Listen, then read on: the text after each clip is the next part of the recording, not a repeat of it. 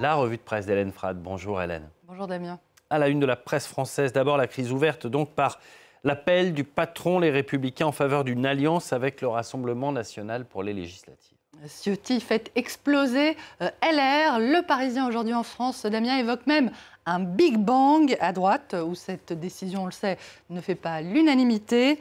L'accord entre Ciotti et le RN déchire la droite LR. Le Figaro se garde, Damien, de prendre parti en faveur des uns ou des autres, préférant se limiter au constat, je cite, que le dépassement voulu par Emmanuel Macron rétrécit comme peau de chagrin et que le clivage gauche-droite renaît aujourd'hui sous une forme plus tranchée et plus radicale. Un bloc sous la tutelle de Marine Le Pen, un autre sous celle de Jean-Luc Mélenchon et au milieu coule une majorité. Et à gauche, la condamnation est sans appel. La honte, titre ce matin le quotidien Libération qui parle, Damien, d'une date sombre dans l'histoire de la droite en accusant Éric Ciotti, je cite, toujours de sortir sa formation héritière de De Gaulle, Jacques Chirac et Nicolas Sarkozy de l'arc républicain.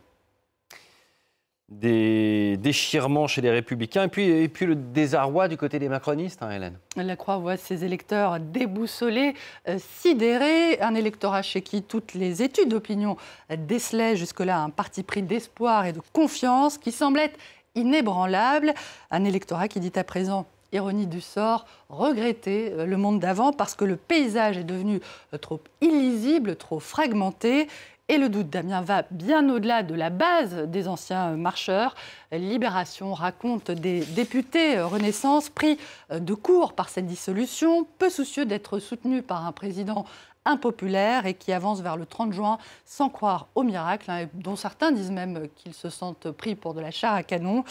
Ni lui, ni Emmanuel Macron, ni le Premier ministre Gabriel Attal, juste ma gueule, lâche un parlementaire, tout juste prêt à assumer la mention majorité présidentielle sur ses affiches de campagne.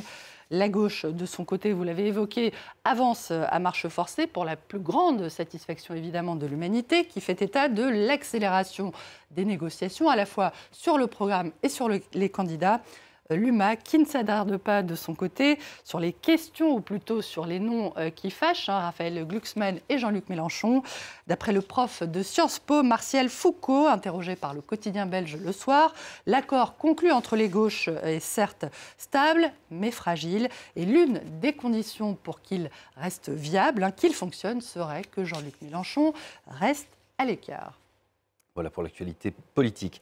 À lire aussi ce matin, Hélène, cette enquête du Guardian qui a retenu votre attention. Enquête sur l'exploitation à travers l'Europe d'enfants migrants originaires d'Afrique par les cartels de la drogue. Des enfants battus, torturés, Damien. Le quotidien britannique relaie notamment un rapport de la police belge qui affirme que des centaines de mineurs maghrébins, originaires pour la plupart d'Algérie et du Maroc, sont recrutés de force par des trafiquants de drogue en Belgique, aux Pays-Bas, en Espagne et en France. Une exploitation à l'échelle industrielle même, qui pourrait encore s'étendre selon The Guardian. Le journal rappelle que le marché de la cocaïne, hein, qui est aujourd'hui largement dominé par la mocro-mafia et qui est évalué à plus de 10 milliards d'euros, et bien que ce marché est en constante augmentation sur le sol européen où le nombre de consommateurs de cocaïne a quadruplé en l'espace seulement de 20 ans. Pour finir, Hélène, on revient sur la disparition de la chanteuse Françoise Hardy. Disparition qui est à la une de la presse française, mais aussi de la presse étrangère ce matin. L'icône des yéyés est morte à 80 ans et avec elle, c'est une nouvelle idole des 60s qui disparaît après France Gall, après Johnny Hallyday. Nostalgie ce matin du côté du Parisien aujourd'hui en France. Comment lui dire adieu? Libération déclare une dernière fois sa flamme à la chanteuse timide et longiligne, à la voix fragile, devenue au fil du temps une solitaire cultivant sa mélancolie.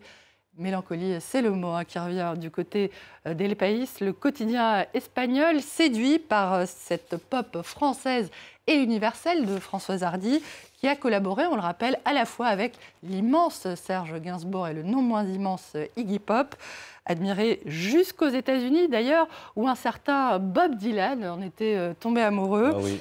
Françoise Hardy était une interprète, auteur, compositeur, mais aussi une icône de la mode. Et le Washington Post n'a pas oublié ni ses yeux de biche, ni sa silhouette, son style avant-gardiste androgyne, d'une simplicité absolument exquise. Une artiste donc à laquelle le moment est venu de dire adieu. Oui, dans les années 60, lors d'un concert à l'Olympia, Bob Dylan, pendant l'entracte, il y en avait à l'époque pendant les concerts, avait refusé de monter sur scène tant que Françoise Hardy n'était pas venue le saluer dans les loges. Merci beaucoup Hélène pour cette revue de presse. On va passer à toute autre chose. Un reportage, un documentaire.